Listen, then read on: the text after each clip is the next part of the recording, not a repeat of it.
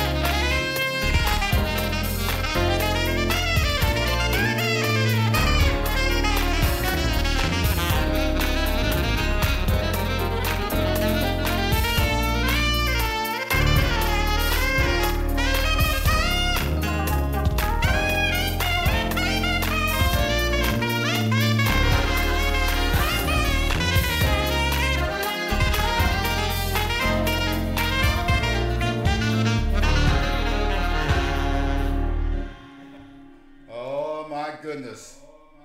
How you folks doing tonight? Hope everybody is doing well and things are going okay. Welcome to Politics, Music, and Booze.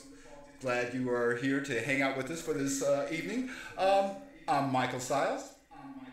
Some of you know that. And joining us tonight is the legendary James Brown. What's up in the house? I tell you, I'm up in this house and I'm ready to go.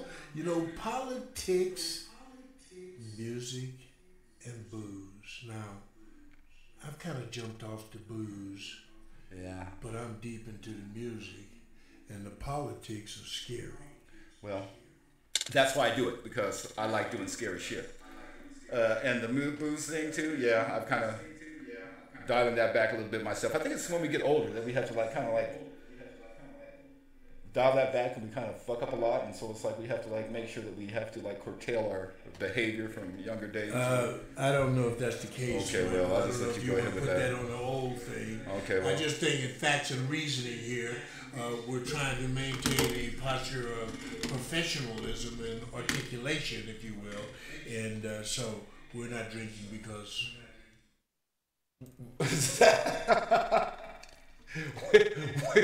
We're not drinking because we're by ourselves. Is that the best you can do? That's because we're old and we're by ourselves. Anyway, some of you know that. It's sort of a wise kind of a commentary. You know, I was trying to give you a little to look into the wide window of it. Thank you for doing that. Okay, thank you. Some of you know Politics, Music, and Booze is now a 24/7 station, so give us a listen throughout the day. It's the best music you're going to find. Get rid of your, whatever it is, your voice cast or your, whatever it is that you're streaming, because this music is, I promise you, it is off the hook. It is incredible. Some of you know that, again, we've been doing a little Christmas thing for our Adopt a School family, or Adopt a Christmas family, I'm sorry.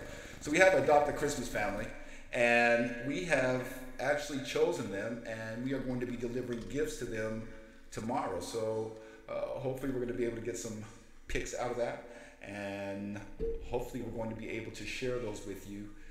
Is my goal if I can. I'm trying to do 18 things. We don't have a producer here tonight because Jordanelle's son isn't feeling very well and went through a major surgery. And so I am trying to maneuver all of this fun stuff together and make sure that we're able to get all of it online. So anyway, listen to us on the internet radio if you're there at www.politicsmusicandbooze.com, or we are being live streamed as we talk on Michael Stiles live stream YouTube. And before we start our show, I want to thank the donations from our wonderful listeners out there for our Adopt a School family.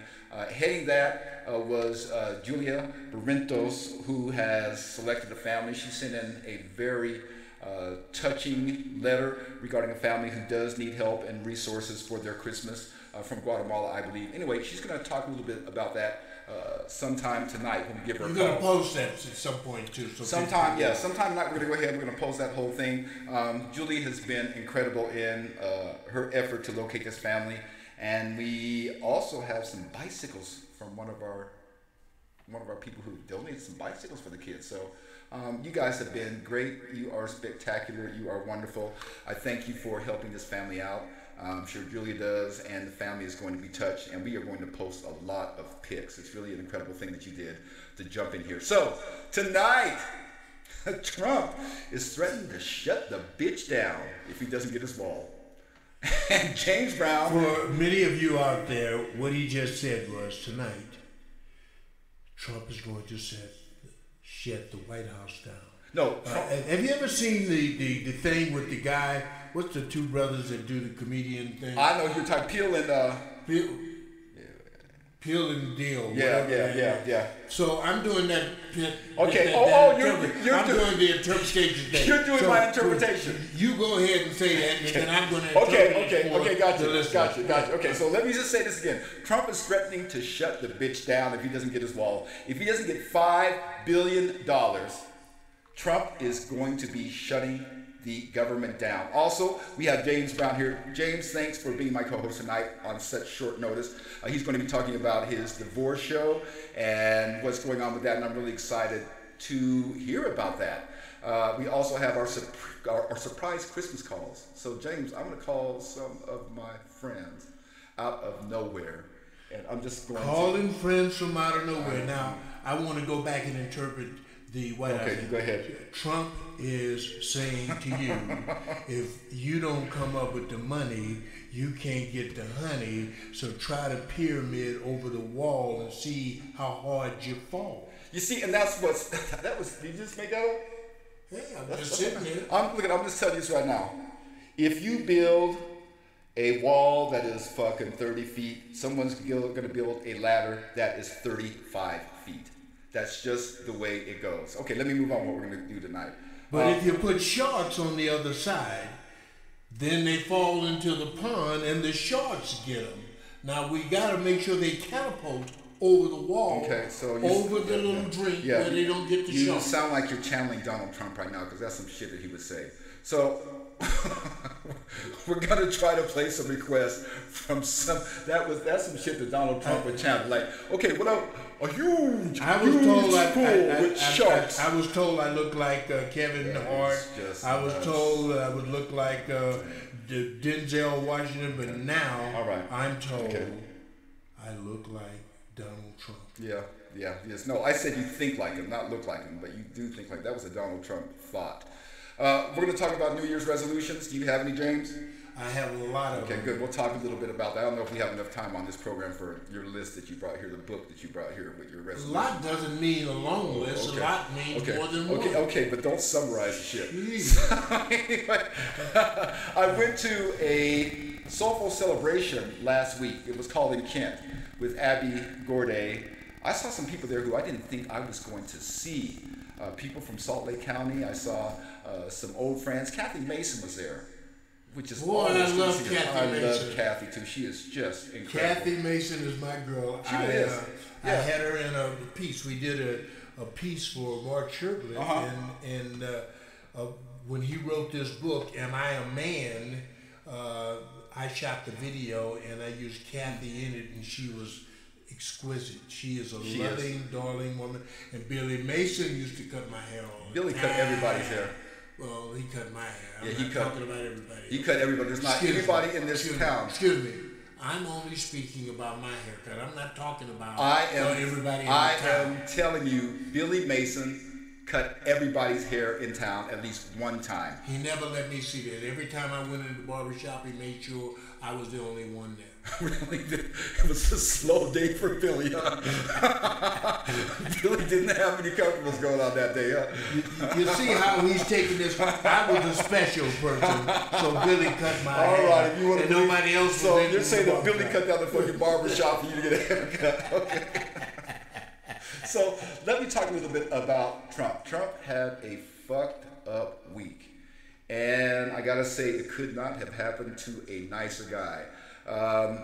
He had to shut his charity down because of fraud. Michael Flynn got absolutely spanked by Judge Emmett Sullivan, who questioned why he wasn't charged with treason. Right. Yeah, he questioned. So the thing was interesting. Well, we'll go into this a little bit later. Let me get on that. Donald Trump had a problem with the stock markets. They went down, down, down. There's a song. The stock market is going down. Just like he sang that song. The stock market is going down. He doesn't have the votes for the wall.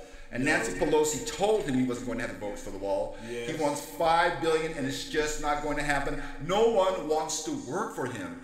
His chief of staff is leaving. He's Everybody's going. Yeah, Jim Kelly said, fuck it, I don't want to deal with it anymore. But it's all crumbling. The world is coming to an end. Well, you know what? As far as we know, Donald Trump. Well, you know, when you have someone who is incompetent and someone who is not capable of running a country, which everyone knew this. This is not a surprise. Why everyone is surprised that this is going in this direction is astonishing to me. James Mattis just resigned yesterday, and James resigned because Trump decided, I think we're going to pull out of Syria. So Trump on his own decides, he's like sleeping one day, decides that he wants to pull out of Syria, not thinking what the ramifications are regarding pulling out of Syria. But that's not Trump's job. Trump's job is to disrupt America, and they knew it when they put him in office. They understood it. So there's an opportunity for those who want to do their little things behind the scene to get those things done, because Trump is a major diversion. Well, it's diversion. He's the diversion because if he's going to be indicted, which he probably is, and he's going to have to submit more questions to Robert Mueller, which he probably is, and he's right now on the brink of a Democratic Congress coming into office in January, who is going to dab him up. There's just no doubt about that. Now, the problem here regarding this decision is now you have Russia, you have Turkey, and now you have ISIS. And you have all of these different entities who are now ready basically to take control. And what's sad about it, the Kurds, who have always been our allies, are now defenseless. So they're now at the mercy of ISIS. And instead of us taking the fight to them, they now have the opportunity, ISIS, to take the fight to us. Instead of us hitting at them at their own front door, they're now going to be at our front door. And ISIS is loving this. And the problem was when Donald Trump made this decision, and here's an indicator, James. If Vladimir Putin is agreeing with you that you did something right, if Vladimir Putin says, yeah, that was a really good idea, Donald, it's fucked up. Well, this whole process of appealing to the Russian platform of this is the way you do politics in America is a sad situation. So we're losing our way in that arena, and Trump's going to have to figure something out. But did you just say that Trump is going to have to figure something out? Then that even makes me more fucking scared. But if Trump is trying to figure shit out, that's a problem. I'm only saying that because Trump's in office, and we have to give respect to the office. But they're going to have to figure out what to do to change this dynamic. Who is they are going to have to figure it out? They don't. He doesn't have a they. That's the problem, James. Who represent America? James, there is no fucking they in the Trump administration. That's why everybody is walking out. That's what about why you the rest of the politicians? What about the other congressmen and senators that... Congress is the most, right now, this Congress, and you know it, is the most inept Congress in the world. Inept Congress in the world. They are just terrible. We're getting a call from Texas from somebody. Is that somebody from you? It could be. Let's put it on. Let's put him on and find out. Hello. Hello. Yeah, is this Rick Oates? Yes, it is. And what do you want? Rick called him a little early, didn't he? He did, but that's okay. Rick is a world-renowned TV writer, producer of films. You know it was on a roll, don't you? Well, you can get back on the roll. Okay. Rick, what's your thought about what Trump is doing right now and all the stuff that's going on in Washington? Because I know you are a conservative to some degree. Am I correct? Yeah, that's right. Well, yeah, let's hear it. I voted for Trump, and I'll tell you the one reason I voted for Trump. I feel Washington is broken. Right. I feel that there's too much chaos going on. And I saw Trump as a person to tear the thing apart, but not the one to rebuild it. So I think Trump is the one that tear things down, put the pieces on the ground, let someone else come in and rebuild back up. So what you're saying to me is that disruptive activity that's taking place right now is something for us to come back and put back together, because now he's demonstrated that it's torn down and we need to build it back up? That's exactly what I'm saying. Well, it's okay. So he can tear it down. He can tear the parts apart. He can lay it exposed, and then we can say, you know what? He's right. That was broken this way. Let's fix it this way. This was broken over here. This was working. Let's not mess with it. So you know who else said this? Thomas Paine, in Common Sense. Thomas Paine wrote an incredible book about. Okay, so you're familiar with Thomas Paine, correct? Correct. So Thomas Paine was a person who could burn down a house quicker than anybody, according to Ben Franklin. Thomas Paine could burn down a house quicker than anybody. The problem is Thomas Paine could not build a house. And that's the problem. I mean, you can talk about government's broken. I agree it's broken. There's some problems, but I think we both have to agree it has never been in a situation that it is currently. This is absolutely scary because when you have people who are experts, Mattis, when you have Kelly, experts, when you have these people who have served their country and are the ones who are supposed to advise you as to which direction you should take because they've been there, suddenly just jumping ship, and they're not the first ones. That is scary to me. So what do you think about that, Rick? He's right. Who's right? That all these people that has been in Washington, has been around the system for years, are leaving. Why are they leaving? Because it's not going to run the same way they want it to run, the way they're used to making it run. It needs to be torn down completely and rebuilt. So let me ask. We are a country of people that know how to put things together. And Washington is nothing more than a bunch of people that are paid off and get in their way. They want this and want that. The system needs to be reworked. You know, I understand that the system, the system, I'm sorry, I didn't mean to interrupt you, but the system does need to be reworked. The problem is that it's not the best system. It's not a great system. It certainly isn't close to a perfect system, but it's a system that does have a process that functions somewhat. But what we're seeing right now, it's just not functioning. My problem is this. It's not functioning. We have a government, we have a president who's deciding right now, you know what, let me just shut down the federal government until I get $5 billion for a wall. $5 billion. I understand there's immigration issues and we all are concerned regarding our security, regarding immigration. We all are. And we know that there needs to be some type of comprehensive immigration policy. But a wall is not doing it. Like I told James earlier, if Trump builds a 40-foot wall, someone is going to build a 45-foot ladder. It's just going to work that way. There needs to be some type of comprehensive policy. The wall isn't meant to keep people out. The wall is meant to be a deterrent. You think a wall is going to be a deterrent? A wall is going to be a deterrent. And what I don't understand is, I mean, we'll go out and buy a $5 billion toilet seat. Why is everybody so against putting a wall up? What is wrong with that? The problem I is, mean, we have a wall around her house. We put walls around our houses. We have walls on freeways. they don't solve the problem. Because they don't solve, it doesn't solve the problem. A wall does not solve the problem. Policy solves the problem. The wall is doing nothing but saying, hey, look it, build a higher ladder. Yeah, you want to build a wall? That's fine. But do you think that that's really going to be a deterrent? How many walls have we built and it's still not a deterrent? I do think it's a deterrent. I mean, whatever we're doing now is not working. It hasn't worked for years.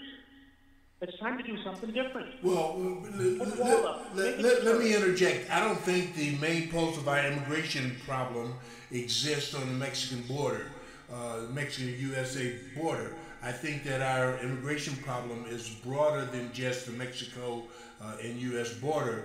So we have to look at something that configures itself in terms of the whole process of what immigration means, who's getting in, why they're getting in, and what purpose they're getting in for. But I don't know if we should be spending $5 billion as one level of trying to solve the problem and not dealing with the other issues that's relevant for immigration concerns, and particularly since the cry out is about terrorism and those kinds of things. There are a whole lot of elements we need to put in place, and just dropping $5 billion to build a wall, they're just tunnel right underneath it anyway in the first place. But let's spend our money wisely. We have stopped taking care of America and America's needs, and there consequently we're going to be suffering from a broader scope than just that border, from around the globe and from all of the issues that we have around the globe. So we need to be very careful with what we're doing. And again, having said that, James, which is very eloquently said, we got $5 billion. He's requesting $5 billion. Right. Okay, so this is what I'm thinking. Other than a wall, and knowing that the threat from pulling out of Syria has now increased, Rick, there is your problem right there. Because now we have pulled out of Syria, and now ISIS is going to be able to run amok. If you think we got problems regarding terrorism, we now have problems regarding terrorism. So you take this $5 billion. You have teachers who are underpaid. You have schools that need to be refurbished. You have an infrastructure that is deteriorating. $5 billion, and we're talking about a wall? I mean, I feel like, let me just say this. I feel like Allen Iverson. You know what? We're talking about a wall? A wall? We talking about, really, a wall? We talking about a wall. $5 billion. We're talking about a $5 billion wall? But I think the issue, again, is we're overlooking a lot of things that we face, and you talked about the infrastructure. But where is this $5 billion coming from? Oh, let me ask you another thing. Hey, Rick. Yes. Let me ask you this, and I'm not trying to be disrespectful, but wasn't Mexico supposed to pay for this motherfucker? Yes. Wasn't that the deal? I'll agree with you. And wasn't it the deal that, and wasn't that the... Go ahead, I'm sorry. I like what they now have currently done, the agreement with Mexico, where asylum seekers stay on the Mexican side before coming in here. Okay.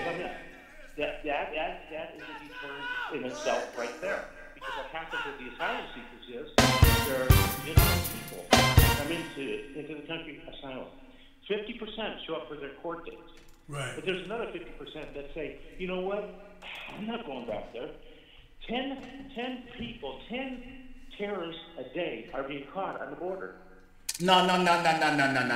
You don't have any data that shows that. You've heard that. There is no data that has demonstrated that. And if you have data that demonstrates that, and again, I'm not trying to be disrespectful for what you're saying, and I really appreciate our conversation that we're having, but you need to text that data from a reliable source to James so we can take a look at it. Because, and I'm not talking about Fox News, I want to find out data that absolutely validates what you're saying, because I have never, ever heard that.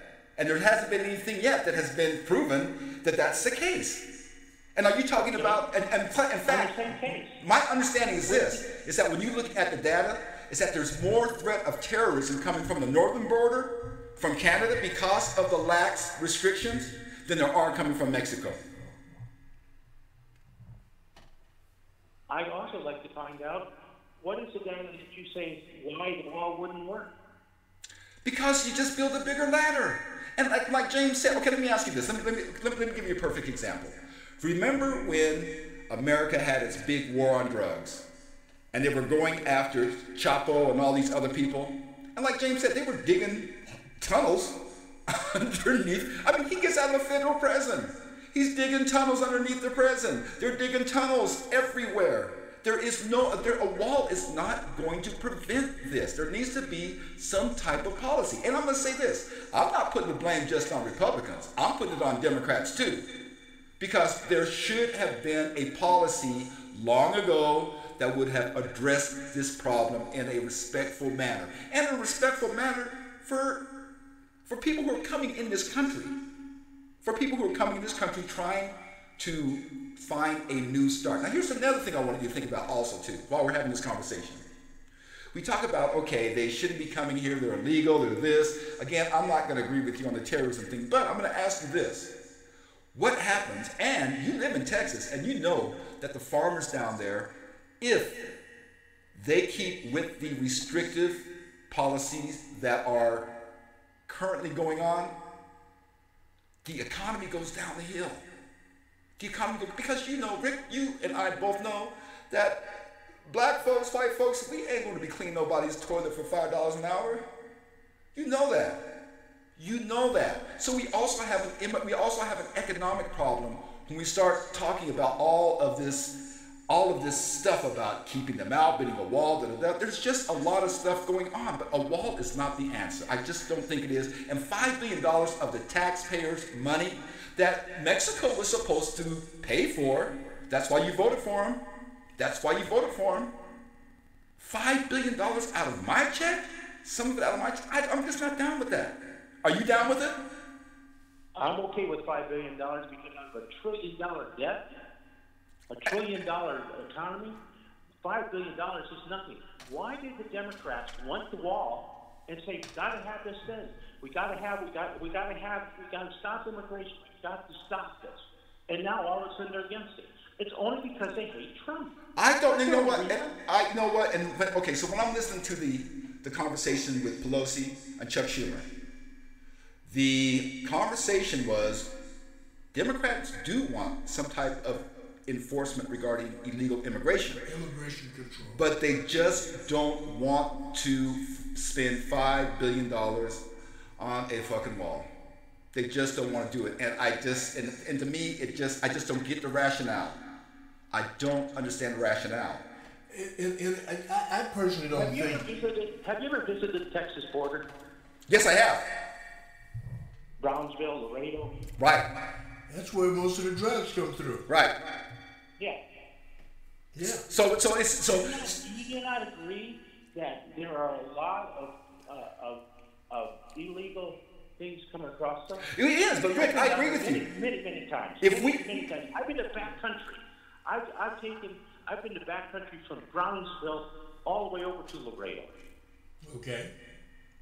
There is so much illegal activity.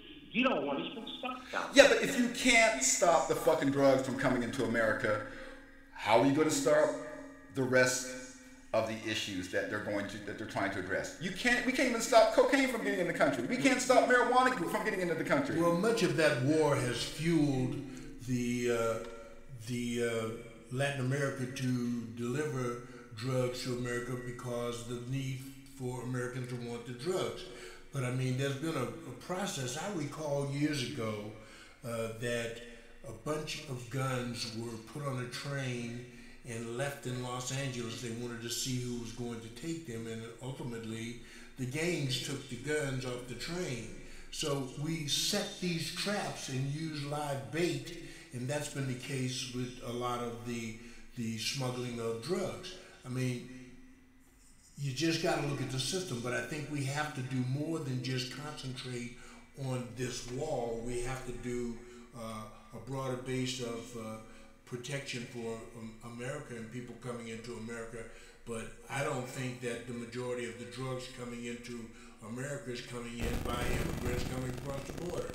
I mean, when you think about what is the alternative to a wall? Has anybody said anything what the alternative is to a wall? And that's the problem. Yes, they have. Yes, they have. As a matter of fact, they have. They have. They've talked about technology. They've talked about drones. They've talked about, in fact, every expert, every security expert has said we can do a better job with this if we have technology.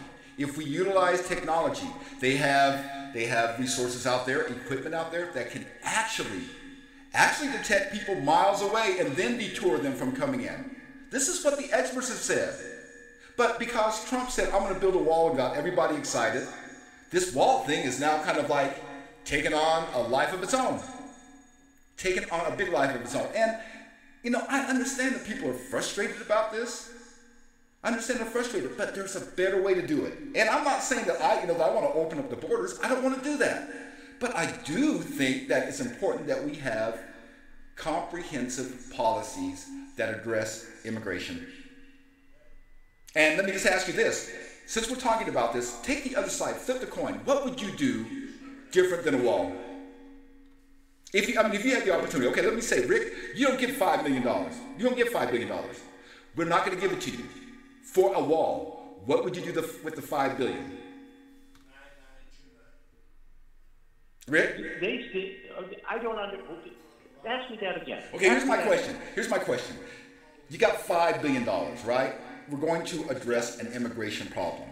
The only obstacle and rule is you can't use that $5 billion to fix the immigration problem by building a wall. What's your solution?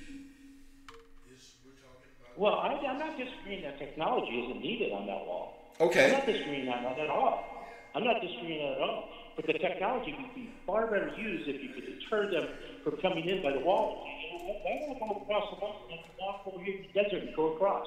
Well, that's where you set up your technology. Okay. I'm still trying. I'm just saying. What would you do with that $5 billion that doesn't include a wall to solve the immigration issue? It's not going to solve. It's not going to solve it. Your policy is not going to solve the situation. Okay. So then, what's your solution? Put the wall up. The Where wall. we have the biggest problem. Where we have the biggest problem with immigration, illegal immigrants, and drugs, and prostitution rings coming across. Oh, come on now. The sex trafficking. Come on. Put the wall up. Really? Put the wall up. Sex trafficking? Okay, Really? so this sounds like a Donald Trump speech here. You don't think this government can handle $5 billion? You think? No, we can't. You don't think that's? They have discretionary funds that could do it. The guy you just elected has fucking run up the deficit to where I don't know how we're gonna pay for it. Hell, my grandkids can't even pay for it after it all gets said and done. This deficit has gone out of control, and now you're talking about $5 billion for a wall? $5 billion for a wall, yes. No. $5 billion when we have more pressing issues internally that we need to address, and we're gonna look at a wall. We have kids that we have families who need health insurance. Of America, and that wall is not the only thing that needs to be fixed and built, and that is a fact. I agree with that. I never said anything that we don't have problems in this country that need to be fixed. I never said that. I never said that the $5 billion wall is going to fix all. What I'm saying is $5 billion can be found easily. Rick, I have to go. There's $5 billion that is being wasted every day. Yeah. Over $5 billion wasted on silly stuff in this country. Well, look at the And the debt. $5 billion for a wall will not be will not break this country. Look at the It debt. will deter the illegal immigration. It'll deter the criminal activity into areas that we could watch even closer with technology. Because of a wall? Yes, because of You don't think that they can find another area on the wall to get over the wall? Again, I keep saying, if you build a 40-foot wall, they're gonna build a 45-foot ladder. Okay, look it. Let me just say this. You don't think that we have technology that can determine that? That's what I'm saying. Let's use it for technology. There could be technology. My son was a Marine who served in Afghanistan. And we thank him for his service. Served in Iraq. And we thank him for his service. And he told me, says, Dad, there are things this country has that you have no idea what we can do. Well, my brother, I cannot tell you. I cannot appreciate tell you. you. But the military has technology that you have no idea. It would blow your mind. I'm sure it would.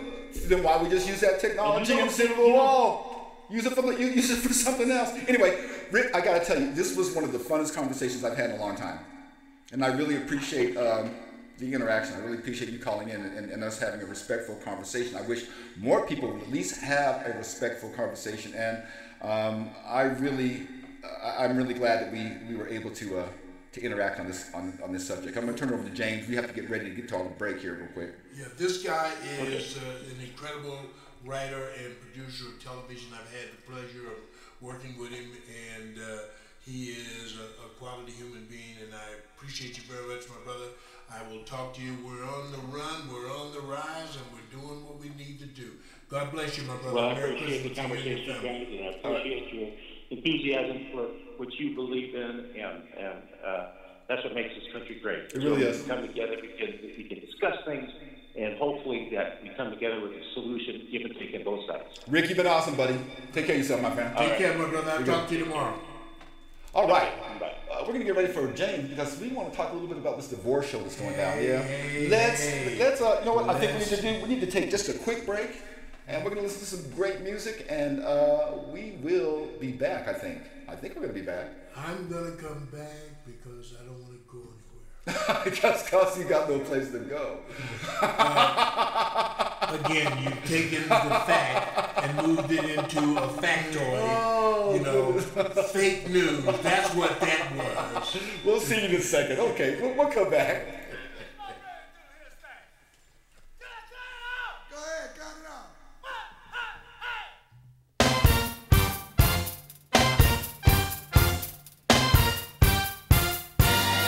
I've been through all them changes. A lot of stuff came down. I dealt with all the issues. You might say I've been around. But back when I got started, there was a righteous sound. It doesn't matter what I've been through, I'll still be digging on James Brown. You know, the more things change, the more they stay the same. It may be a different age, but I'm on the same page. 'Cause one thing that I found, I'll still be digging on James Brown. I had an attitude adjustment. I did some psychotherapy. I helped myself to some self-help. I dabbled in some ESP. Though my world is ever changing, and I move from town to town, it doesn't matter where I've been to, I'll still be digging on James Brown. You know, the more things change, the more they stay the same. It may be a different age, but I'm on the same page. 'Cause one thing that I found, I'll still be digging on James Brown. You got your rap and your disco. You got your drum machines. You got your R-rated gangster. You got your grungy scenes. You got your state-of-the-art. You got your digital sound. It doesn't matter where it's going to, I'll still be digging on James Brown.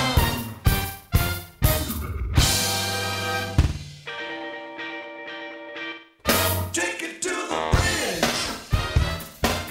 It'll get you where you live. When there's water all around, you can still get out of town and still be digging on James Brown. Yow!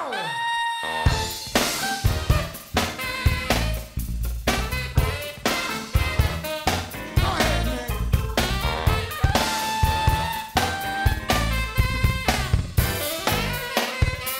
You know, the more things change, the more they stay the same. It may be a different age, but I'm on the same page. 'Cause one thing that I found, I'll still be digging on James Brown. Yow! I'll still be digging on James Brown. I'll still be digging on James Brown. I'll still be digging on James Brown. I'll still be digging on James Brown. Go ahead, James. Fred, Pee-wee, Maceo, help James out a little bit right here. Yow! I'll still be digging on James Brown. I'll still be digging on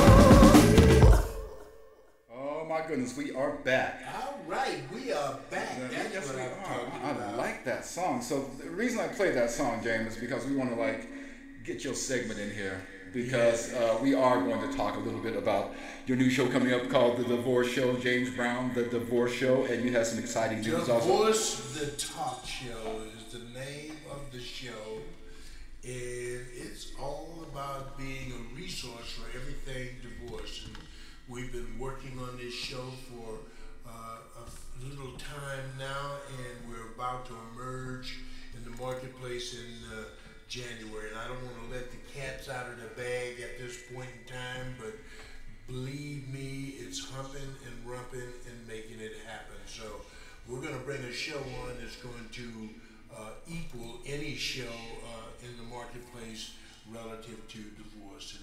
And I want you guys out there, Jess, I want to rile the women up by telling the guys this. If your woman is not liking sex, Oh God, how did we get to this?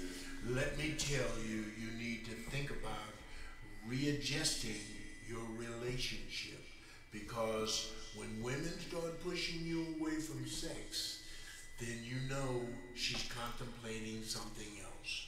So that's a word for the wise. It depends on the woman.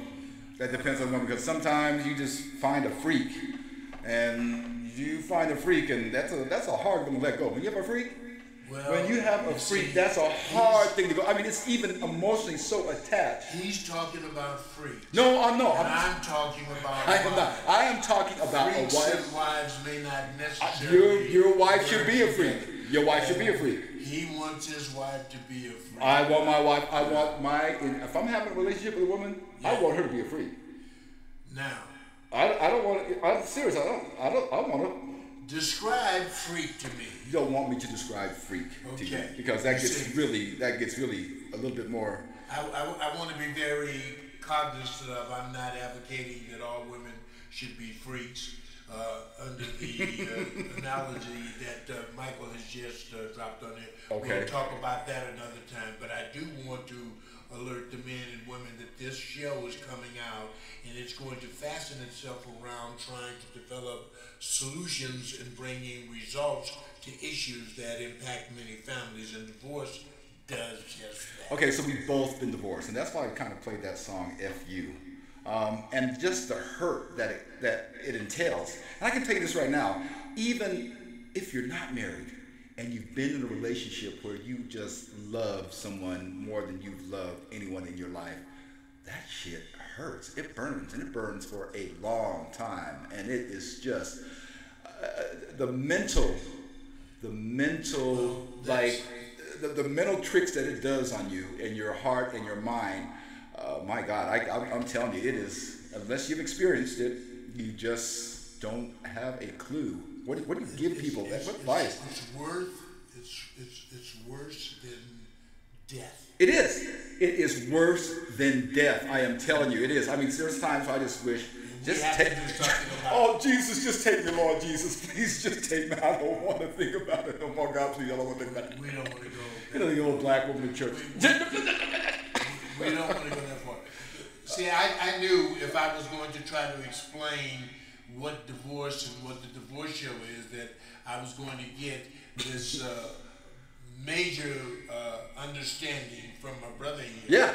Because he fits that motif of an individual who's gone through divorce and who... No, that wasn't it. It wasn't it. My divorce, in fact, my ex-wife and myself, we get along better now than we did when we were married. We're not talking about the after. We're talking about... I'm talking about relationships. You don't have to be divorced to feel the same pain as you would after you get out of a relationship. That shit hurts. That shit hurt. That shit will have you talking in tongues in the morning. Unless you're a real man or woman. I don't know about that. It's like, Let me tell you. So let me ask you this. All right. Okay. We're playing. We're playing the whole deal. No, well, some of it we are. But here's the deal. What are the steps to heal yourself? after this. And I think that's what everyone wants to know. If you're having a divorce show, what are the steps to help me get over this? I think it's a lot of parts you're talking about. If you're talking about what do we do as we're going through divorce, how do we get over it? The first thing you do is you become very truthful with the issues that have caused the divorce. And that means that both the man and the woman have to fess up to the responsibility that they had something to do about the divorce, and they need to act upon that responsibility and forgive and move on to healing. And that healing will take place through a process of communicating with your spouse, talking about the things you did or didn't do, and finding a balance in the truth of the situation, and use that truth to strengthen your composure, your attitude, and your mindset as you move forward. So it's about facing the truth and being responsible. Two people play a role in divorce, not just one. Something causes divorce to happen between two people, and that is their lack of interest, their decision to make other decisions about fraternizing with other people, misuse of funds, drugs, a whole host of elements take place. And when those things take place, you have to take responsibility for your part of it. Well, and when you do that, you can have a better situation. Sometimes we just fall in love with fucked up people. Sometimes it's that easy. Maybe there's just no, maybe it's, I mean, you know, I say sometimes we just fall in love with fucked up people. Well, that's how it works sometimes. Sometimes we have the occasion to be in a relationship with someone who does not have the whistle in their mouth. Okay, so okay, that was very nice, the whistle in their mouth. I'm gonna say this, okay? I'm gonna say this, the whistle in your mouth. That was very good, the whistle in your mouth. The problem is, at times, is that people in relationships, at least this is what I'm thinking. Okay. People in relationships, and the person you have to watch out for is the person who deflects. And the person who is doing this shit don't look over here, ain't nothing over here. It's don't look over here, ain't nothing over here. Or the person who is accusing you of being the person who is fucking up the relationship. The person who is blaming you, who has a list of all the bad shit that you're doing, but isn't accountable for the shit that they've done. Well, you know, it's interesting because when you first get married, it's a happy environment. Yeah. As you go along through the process, you face certain kinds of things in your life, and you find yourself not able to handle all those things in the appropriate manner. Those things tend to lend themselves to causing you to have problems in your relationship. No matter what we say, we both have something to do with whatever it is causing the problem. I agree. So we have to first start with facing up to the responsibility. I think another problem is, James, is that, and this is just my own thought, is that people are not committed enough, and they don't want to work enough. If it gets to a point to where it's like the abyss, and you're in love with that person, and it's in the abyss, you work it out. You try to find a way to get yourself out of it. Well, I mean, love is an intelligent process. It is not this spontaneous, off the shoulder, off the cuff kind of thing. Love calls for intelligent responsibility. You're going to take care of the kids. You're going to be sweet and kind to each other. You're going to help with the housework. You're going to find a way to bring income into the house. I agree. You're going to see the kids go to school. All of these things is what make a relationship viable. And so one has to think about that. And I would say that many times, both men and women tend to base their relationship around, that was hell of a sex. Woo! That guy, that girl rocked my soul, and I'm going to be with them forever. And then when the responsibility of life comes into play, we lose our momentum to continue to embrace love and the responsibility of the relationship. And there's a lot of other factors. So we've got to start being concerned I'm listening. about all elements of our relationship and not just look to the bedroom, although the bedroom plays a significant factor because that's where you Again. strip down and you get to the naked truth of your intimacy in your relationship. I want a freak. You do share all kinds of things. Yeah. But you come out of that room having to have a responsibility. and that's I understand. what you- I get that, and I get the commitment because I went to I'll tell you this right now. I went through a relationship the first time in a dating relationship that was monogamous. Right. The first time. Right. I zipped it up. I kept it clean. You know what I mean? That's good. I did what I was, you know what I mean? But when shit started to get a little rough, it was like, Yeah. yeah. So, and that's again why conversation, communication, and talking about the things, the ills, the wills. But You have to deal with I that. understand, but And here's it eliminates that. but when you're in a relationship, and I'll just say if you're hypothetically, if you were in a long distance relationship, Right. Long distance, yeah, meaning your other part is in Texas. someplace. Okay. But the deal would be though is the trust that is involved in that type of relationship is much more of a test Right. than being a block away, say a mile away, a county away. It's all in your mind. The responsibility is when you accept the fact that you're going to be responsible for another person's life and you're going to make sure that your contribution is positive, and you got to look that way even when the day is rough and you agonize over what's happening. You've got to find a way to pull within yourself to make it all work and make it You'd all like that. Yeah, that sounds good. But even okay, and let me get back to Wait a this. minute, you mean it sounds good. Yeah, it sounds good. I'll tell you this. gotta work I that. would rather. I mean, the divorce thing again. When you start talking about divorce, there's two types of divorce. There's the married divorce, and there's the breakup divorce. Okay. I know they're both. I'm getting your. Well- It's gonna be your show. Shit, I'm just trying to help you out, brother. He's helping me out. I'm talking about divorce as it affects marriage, divorce as it reflects relationship. You're going to run through the same issues depending upon how much time you spend or you spend with your mate. Yeah. So when you look at it that way, it's all the same. But when we talk about your marriage, when we talk about the dedication of being married and you face divorce, it's a very difficult process. Not only going through the mechanisms of getting the divorce and deciding what you want from that divorce, it's difficult there. This show is all about helping you get through the maze, making sure you can get through it with a positive attitude and at least be able to function, because men are committing suicide, women are isolating themselves, children are being lost and thrown Right. to the side. Right. And so there's a lot of things that come into play that we have to fix in order to keep on having a positive lifestyle. Okay, so tell us what is happening with your show right now. I mean, you have some exciting things going on right now. Tell us. We're in pre-production. We are about to close on a couple of things, and I can't disclose the elements of the deal that's going down, but a deal is going down.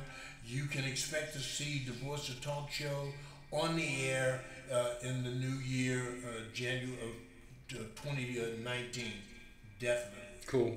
Let me just say something real quick. For those of you who don't know James Brown is an icon here in this community, and he has done incredible work for not just the African American community, but for all communities in building bridges of understanding and acceptance and respect for all people.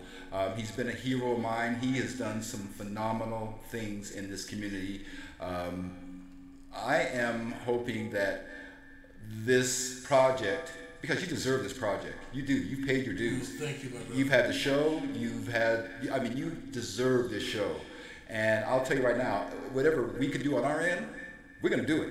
We're going to do it. We're going to make sure that it's successful because you deserve it. And you are probably one of the most talented people that this state has ever produced regarding talk shows and regarding production of shows. You've done it all, my friend. Well, thank you for that. You know, I've been blessed to have good people around. I've been blessed to do some great things, and you know, we slipped down a little bit and we picked ourselves up, and we're going to bring it to the table in a very, very high quality and a good level. We love Salt Lake City. We love Utah. We found that this was the place that offered me the opportunity to do a lot of things, and I don't want anyone to think that you can do anything without good people. Right. And this is one of those places where I'm at. Michael has also been a great contributor of this community. There are a lot of great people out there, and I'm just blessed to have had an opportunity to be exposed to them and have an opportunity to work with them. But this is now going to be my shining light, because yes, it will. I've given my life to these last several years. I've given my life to making this happen, and the good Lord has blessed me, and it's going to happen, and I'm hoping that I can change people's lives and save people's lives and reach out around the globe to make a difference, particularly in the divorce and the family law arena. Great. We're going to take a quick break, listen to some music. We're going to come back. We are going to do some surprise Christmas calls when we get back. And I don't know how that's going to work out, but I don't really give a shit. It's my show. I can do what I want to. We're going to do some...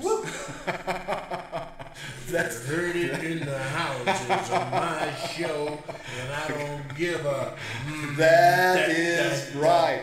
It's called Non-Filtered for... I'm going to say Merry Christmas and Happy New Year to everybody, and I love you.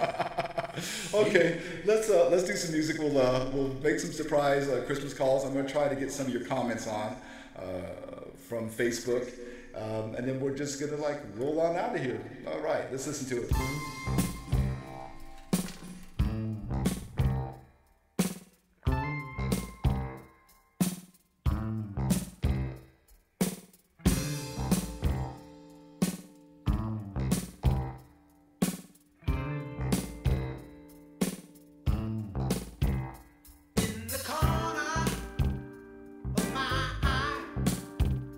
I saw you in Rudy's. You were very high. You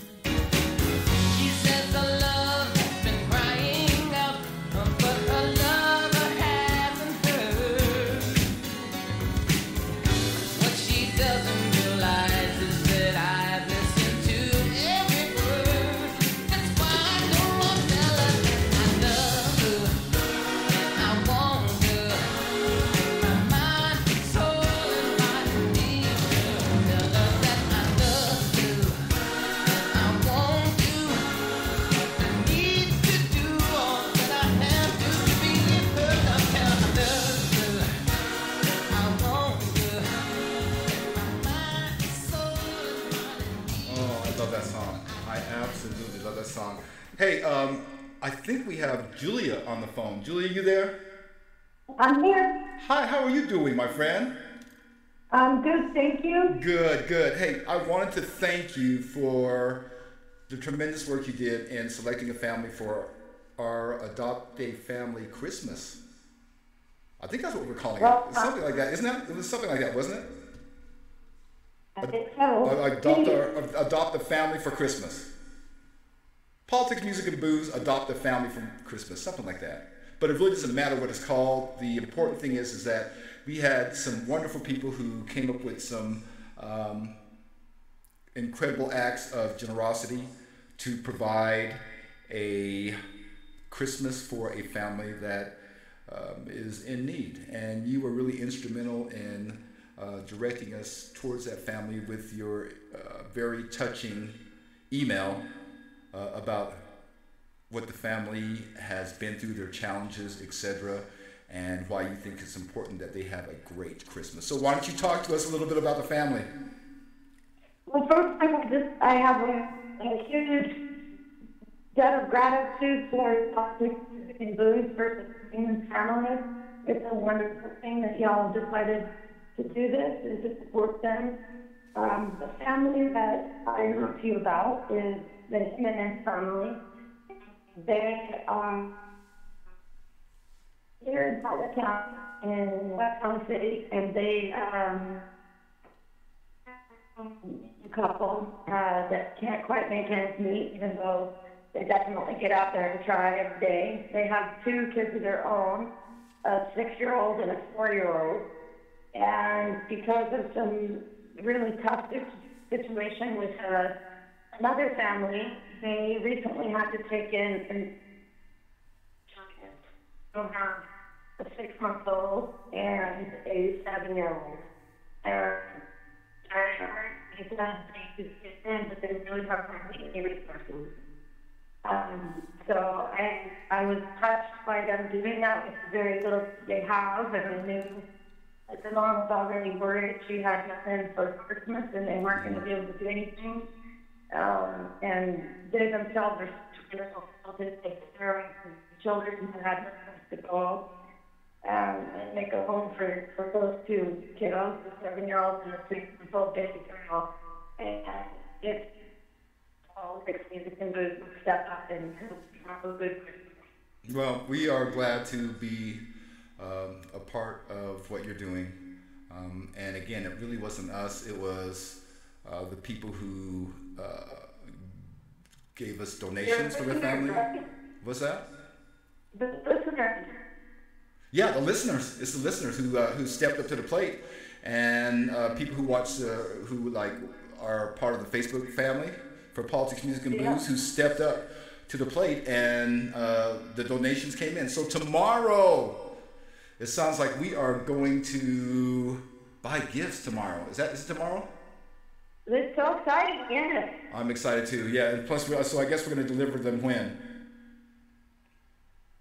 I mean, is it good to deliver them on Christmas, or do you want to like deliver them early? I don't know. Well, I think we deliver them.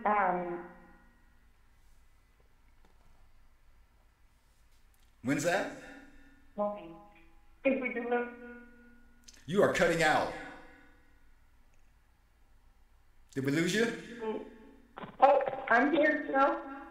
Yeah. Can you hear me? Yeah. Okay, there. Now we got you. Okay, go ahead.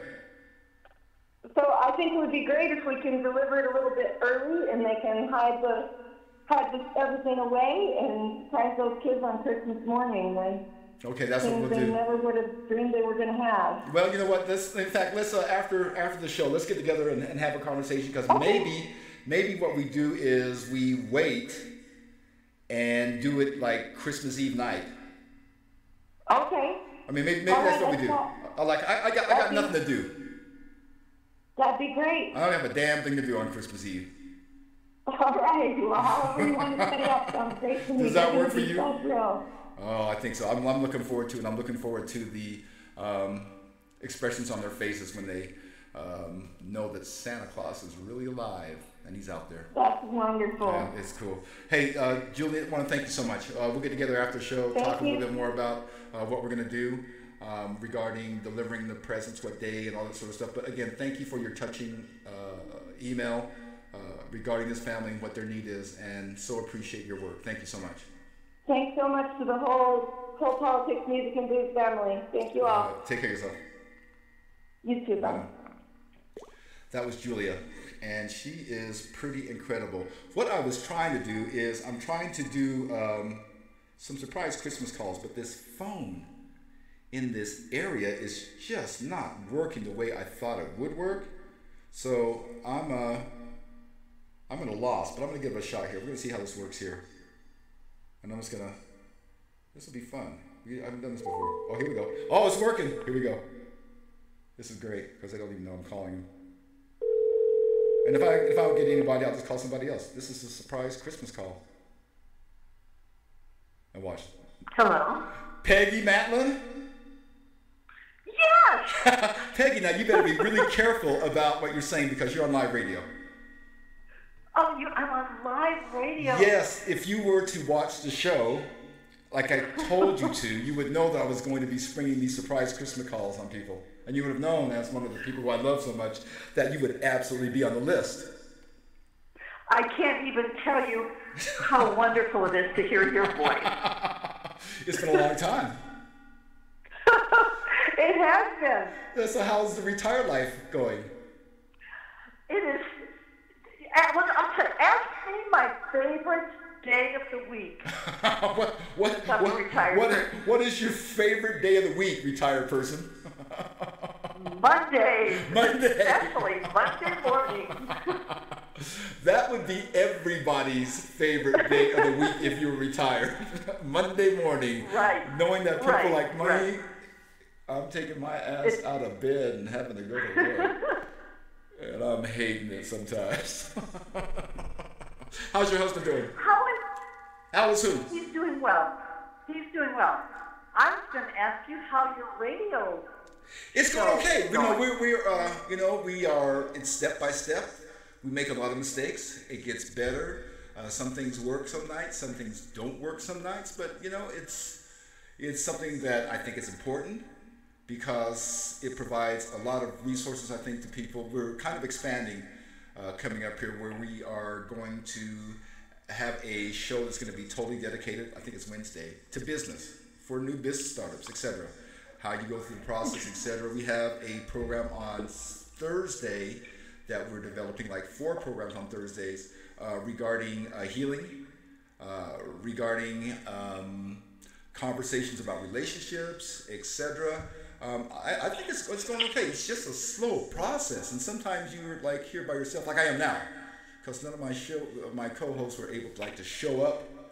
Because one of them is in the hospital, the other one's son was just in the hospital. So James Brown, one of my friends, was kind enough to kind of like hang in here for a little bit as a co-host. But it's good. Good. It's good. I'm enjoying it. I'm enjoying it. And the message that we're trying to communicate is, I think, awesome. I mean, we had a great debate today regarding the border wall and $5 billion. I'm glad. See, if you had been listening, Peggy, you would have, I don't know if I could have kept you off the phone. Well, probably not, because I've been listening about the border wall all day long myself, shaking my head. Yeah, that was a question. $5 billion. $5 billion on the wall. And there's no other solutions? Close down, close down the government. Yeah, it does. Everyone I talk to is so angry and frustrated, and yes, I should have been listening. Yeah, you should have been listening. Well, maybe now on you will, because this is a great form of entertainment for someone who's retired. Well, also, it's good to get your unfiltered view. Yeah, it is, and it's good for you to support. This is your forum. You're one of your favorite friends. It's good for you to support them. That's what it's good for. Yeah, good. Okay, good. So you've been spanked. I feel it too. Good, I'm glad. I'm so embarrassed. Okay. Hey, I'm bringing my kids, the grandkids, over to your house tomorrow. Yes, what time? We will be there around 7:30. We're going to go down and watch see the lights, see the Christmas lights, and then we will be heading over to your house. I can't wait to see them all. Oh, well, I don't know. They can get a little testy at times. We'll see how it goes. I might have to drop their ass off home and then come over. So we're gonna actually have fun. That is only you can make that determination. I know, because I can't drink it. When I have the kids, I have to have like milk and cookies, but milk and cookies is good too. That's okay. I will. Well, how about let's talk when we're not on the telephone. We'll talk when we're not on radio. there. We'll talk on the yeah. Yes. We'll do that. Okay. Tell Paul I said All right. I gotta call more people. I will. All right. Hey, thank you for this call. You're welcome, hon. Talk to you. It's been lovely to hear you. Okay. I love it. I'll talk to you Saturday. Love you, Michael. Okay, Bye-bye. love you too. Bye now. That was one of my wonderful friends, Peggy Madeline. Again, we're just making phone calls because I can. It's my program, and it just gets people, like, it just kind of like surprises them so much. They're like, whoa, whoa. And this is I think this is a good process to actually have them listen all the time. Like, I should do this every show, just like call people on random and say, why aren't you listening to the show? You're supposed to be. Let's see, here's a friend of mine, Perry Spike. Let's see if he's going to pick up the phone. See if he's even around.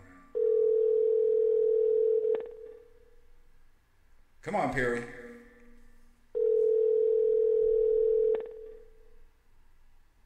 Perry's probably mad at me because I haven't talked to him for like a while. He is not going to answer his phone. He is not. Okay, so we're going to move on. I got other people I can call. Okay, we're going to try my friend. Let's see if Lisa Olden, if her phone number still works the same. That could be interesting. Let's see, she's been a great follower of the show, and I don't even know, this number is like 50 years old, so, but I just picked it at random and thought, hey, what the hell? Let me go ahead and just do it. Okay, let's see.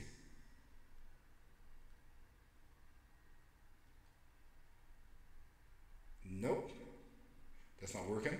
We're gonna try it again. Let's try it again, here we go.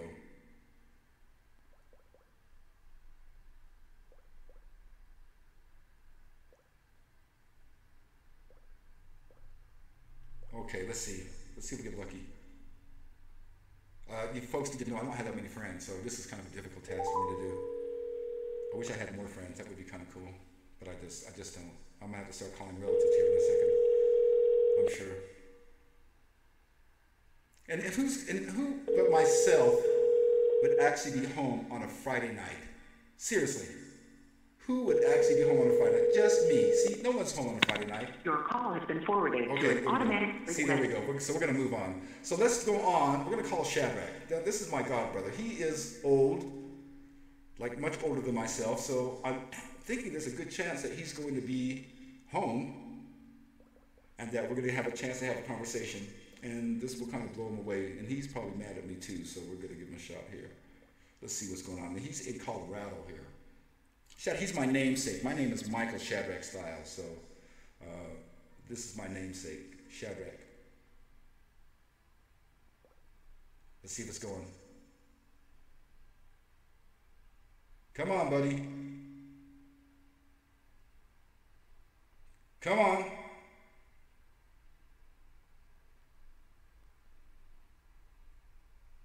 Come on, buddy. It's silent. Let's try to pick it up.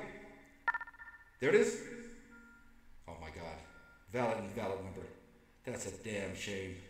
That's such a shame. Okay, we're going to move on next to our list here.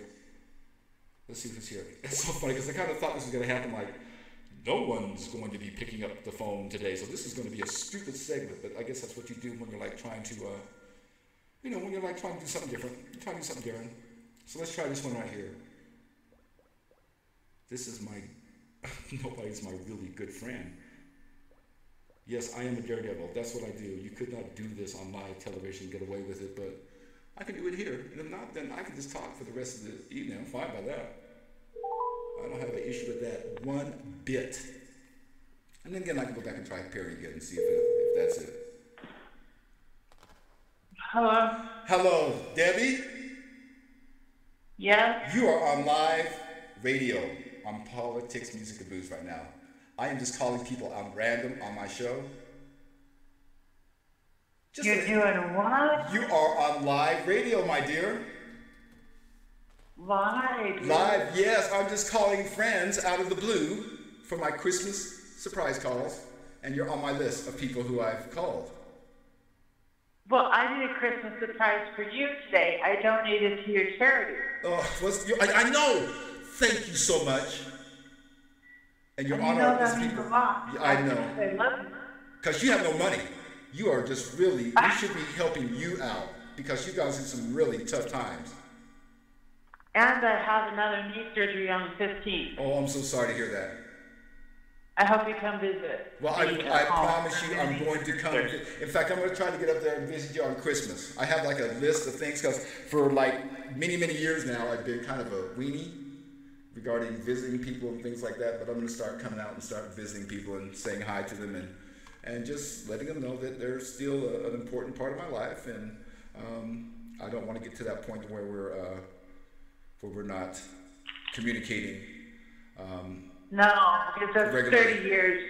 We've been through too much. Yeah, 30. Yeah, I know it's 30 years. I know, my God. How does that happen? Maybe more. If I did it after the math, then actually, it's probably a little bit more. Oh, my God, it is, huh? Yeah, but to be able to still love somebody and care for somebody after that long says a lot. This is true. This is true. Yeah, you've been a wonderful friend. I should have listened to you back then. Yeah, well, okay, you should have. It's okay, though. It's okay. I know. Yeah. You're so cool. What are you doing with your family? What am I doing? Yeah. What are you doing for Christmas? Tell us what you got going on for Christmas. Do you have any plans? No There's plans? nothing going on for Christmas right now. Nothing? Okay, well, good. Well, I'm going to stop by, and I promise you I'm going to visit with you this Christmas and see how you're doing and hang out for a little bit. Maybe, I don't know, you'll have to call. I don't know. I'll give you a call I before. cry too much. What's that? I like to just show up at your house. Okay, well, maybe you can do that, because I cry too much, too. You don't either. I think that's what happens when you get old. You cry too much. Well, I think it's that I don't have my person. Yeah, I got you. You know what I mean? You do know. Yeah. So Yeah. Well, we'll hang out and have a great conversation. Okay. that sounds good. Okay. Well, thanks for putting me on your Good. call list. My call list. Yeah, I'm gonna go do some music right now and then come back here in my show. I think I made the naughty or nice list. You always make the naughty list. Nah. Hey, be good, girl. Okay. Talk to you. You're awesome. Okay. Okay. Bye bye. Bye-bye. All right, it's time, I think, to listen to some music, and then we're going to take this show out. All right, let's go with some Tony Braxton, 7 Whole Days. Since I'm going solo here by myself, I can actually do this. It's just hard just working all this stuff. I thought the caller thing went kind of good. I hope you had a good time. This Christmas, we're just going to have fun with it. All right. 7 whole days without a word from you. 7 whole nights I'm just about through. I can't take it, won't take it, can't take it no more. I had a lot of love for you. I'd rather be on my own, yes, on my own. Darling, if you cared anything about love, you would have been ooh, loving me and touching me, honey, honey. If you knew anything about me, you would have been much more tender, ooh, squeezing me, caressing me. You could have had about anything you wanted, but you missed it. Ooh, you had to be tough. You told your friends you had me wrapped around your finger. You were talking kind of cocky, like you had it going on. All the while you knew that things were kind of shaky. You knew that you were wrong, and wrong to be mistreated. How can we go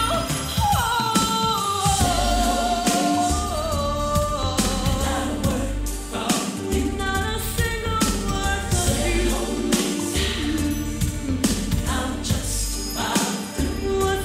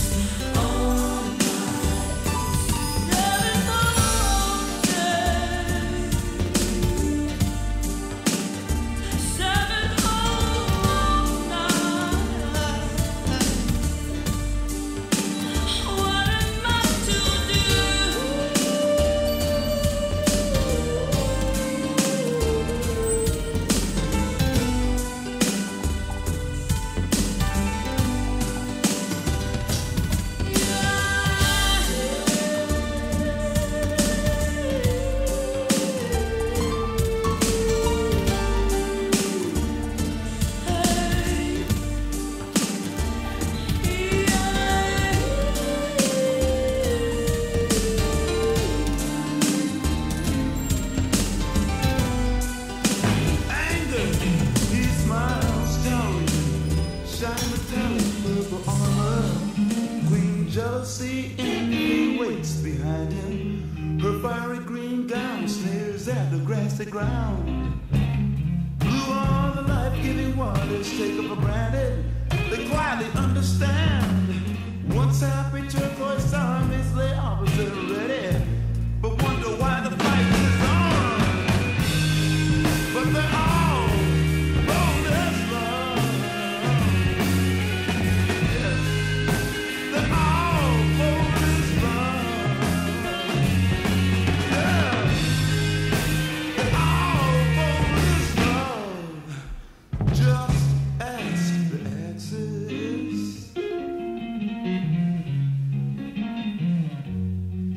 My red's so confident he flashes tokens of war and ribbons of euphoria. Orange is young, full of daring, but very unsteady for the first go round. My yellow in this case is not so mellow. In fact, I'm trying to say it's fighting like me. And all of these emotions of mine keep holding me from giving my life to a rainbow like you. But yeah, I'm bold as love. Yeah, yeah. Well, I'm bold as love. Hear me talk, girl. I'm bold as love. Just ask the answers. He knows everything. Yeah, yeah, yeah.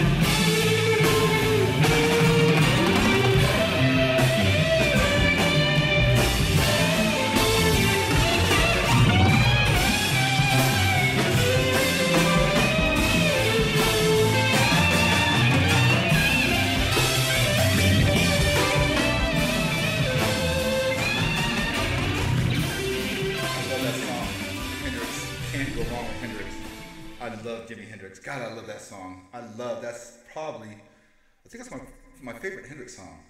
I really do. We're gonna try this again. I'm back at it again, just shocking people. Just shocking people, left and right, seeing who's listening. No one's listening. This will be fun though, anyway though. I'll watch, I'm gonna get an answer later. Sorry, this person, I have Shadrach's number. I'm gonna try Shadrach. I have a new number for him. So I'm gonna try him. Your call has been Okay, forwarded. see, that's what I am telling you. No one wants to talk to me. This is the life of a bachelor. No one talks to you. Everybody is like gone. I'm gonna call Shadrach 1 second here. Everybody is out here, and we're gonna try this. And that's what happens. It just works out that way. It does. We're gonna try this again. No, we're not gonna try that again. We're gonna try this again. Because no one's like listening to me. No one's picking up. I have no friends. I just don't. I have no one who loves me. Okay, I'm gonna try my godbrother. Maybe he's there. But this really is kind of a spontaneous sort of thing because you don't know what you're gonna get. So I thought it'd be fun if we tried it. Since finally my phone works. The phone service here works. Because remember, for the first 3 weeks, we went through a series of phones that just didn't work. It couldn't connect. No way, no how. It is now. So I'm taking advantage of it right now. it seems like the number is working. Uh-oh. Here we go. Now, Shadrach is married and is 189 years old. He should be home right now, but he's not picking up. This is my thing. See, I should have given people a heads up and said, hey, look at it. This is what's going on. You have reached Shadrach J. Thomas. Okay, see, I'm going to try another number. I'm not even going to go there anymore. I'm going to try another number. I'm going to try this number, and I'm going to try another number. This is fun. Watch Michael fuck up. Watch Michael not have any friends. I keep telling people, everybody thinks like I'm all popular and shit, and no one like answers my fucking calls at all. That's the way it goes. Okay, we're gonna try this one right here. I knew this was gonna be a gamble when I tried this. I knew it was going to be such a gamble.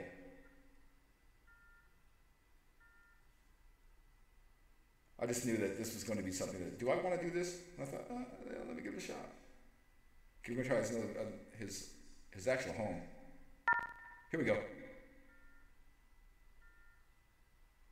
Oh God, that didn't go over very well. Okay, let's try somebody else.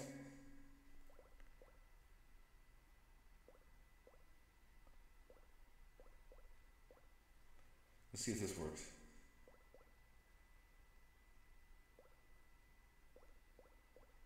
Okay, this could be fun. This is actually kind of fun because if you're watching this on Facebook, you're probably laughing your ass off. Because I would be up going, that motherfucker don't got no friends. No one's answering his phone calls at all. If not, we'll just like go ahead and listen to some great music. We'll end it out. We'll have some great holiday wishes. I don't think anybody's going to answer their phone. I can't, I have like a list of people and not one person. So this is how my life is. No one answers my phone calls. Years ago, people would answer them. Now they just don't answer them anymore. See, now watch. This is what's going to go straight to... Your call has been forwarded. That's what I tell you.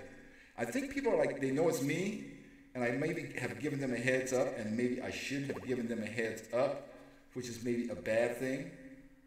I don't know. Because everyone's going, oh God, I don't want him to call me. Don't answer the phone. Please don't answer the phone. I think that's what happened. In fact, I'm kind of sure that's what happened. Okay, we're going to try another one.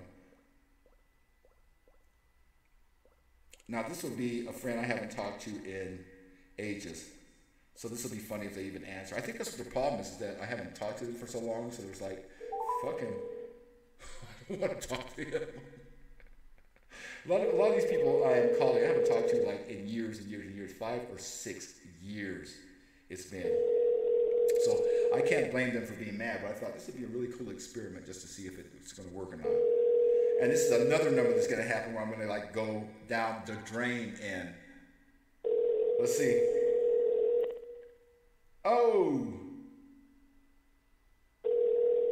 Yes, it's another one. I'm going down the drain end. Yep, leave a message. Okay, there you go. See? Leave a message. See, they all know it's me. That's it. I can't. So for all of you who thought I was like so popular and like had everything going on, so now you're getting the real deal, huh? You get to see it live in person. I'm going to try my friend here, Costa. I haven't seen him forever. And of course, he's not going to answer my phone call either. So I'll probably just end this show on a note about what we're going to be doing coming up in the future. And this experiment didn't work very well. I thought this was going to work a lot better. I thought people were going to be like, hey, what up? How you doing? I'm going to try Perry one more time, though. I am going to try him because he is a wonderful friend. And I do want to wish him Merry Christmas, but we're calling my friend Lee Vassick, who's not going to answer either. And Your call has been forwarded to an automatic 018. that is hilarious. It's like, no, we are not answering your phone calls. We know who it is. We are not answering your phone calls. That is too funny. Okay, so I've given up on my experiment. If you want to give me a call in and just like say, hey, what's going on and how sorry you feel for me, you can call me at 385-222-9929. Just call and say Merry Christmas. That's hilarious. I love it. That is great. So let me tell you about what we have going on for our for our program, our project, and what our project is about. Our project is about bringing people together, bringing people from different ethnicities together, from different geographical areas together, rural, urban, suburban, and hopefully providing a bridge of understanding. What's important about this show and why I really wanted to start this in the first place regarding my vision is there's so much divisiveness. We can't talk anymore. We just don't talk anymore.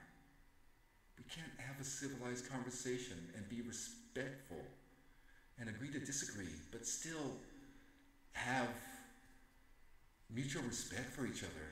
Our country has really turned into a place that is an ugly America.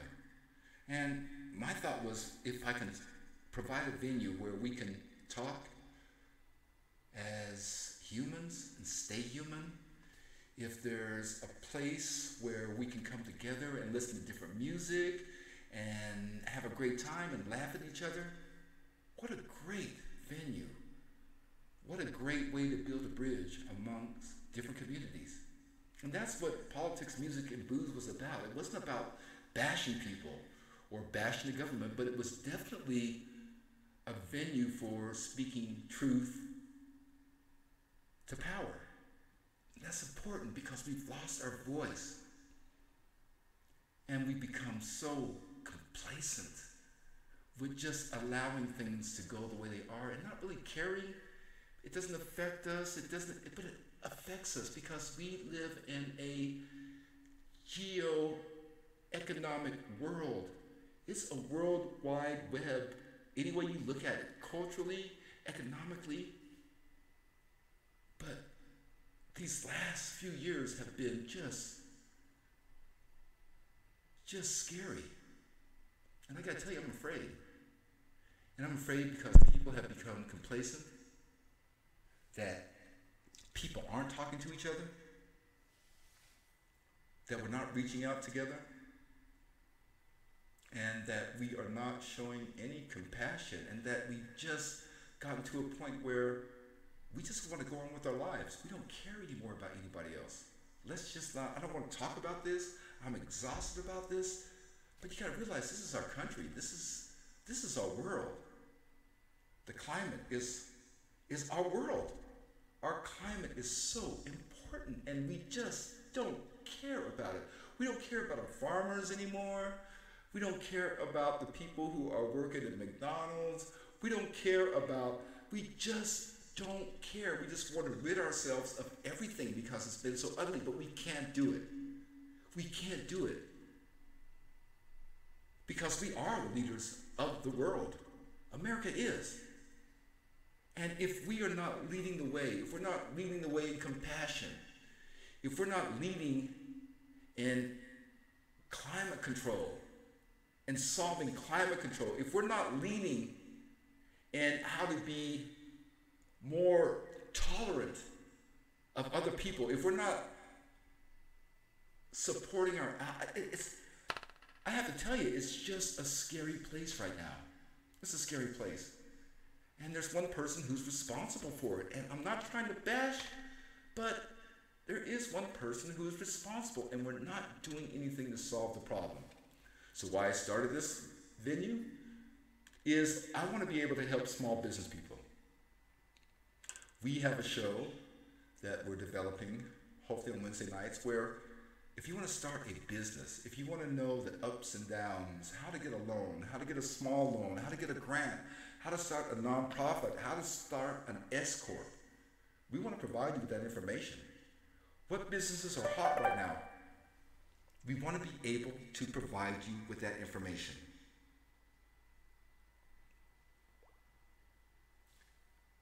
We want to be a different type of show. We want to be a community show. And we want you to be part of what we're trying to do. It will take some time. I'm not going to lie. But I think we can do it. I think we can do it. And I hope that we're going to be a voice for change. I got a call here. Oh my goodness. Someone actually called back. This could be good. We're going to check it out. We're going to check it out.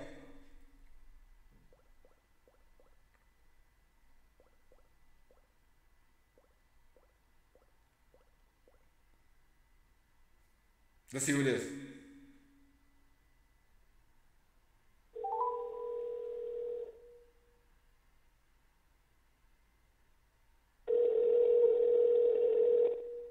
I got a message back.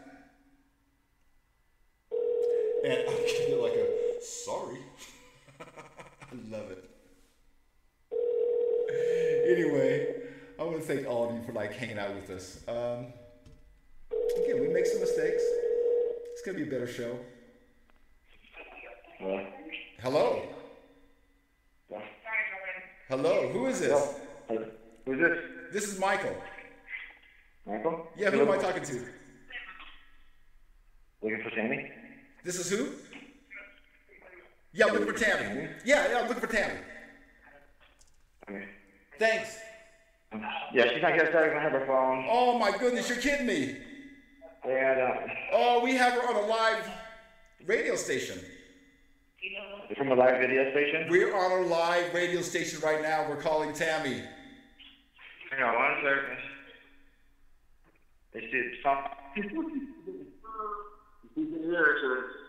What's that?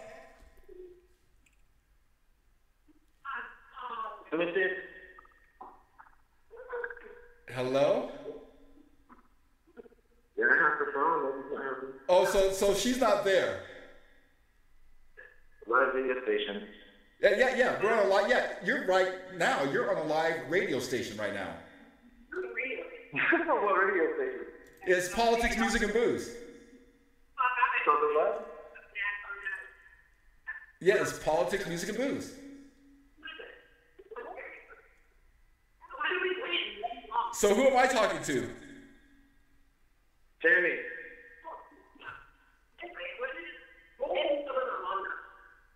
Who is that?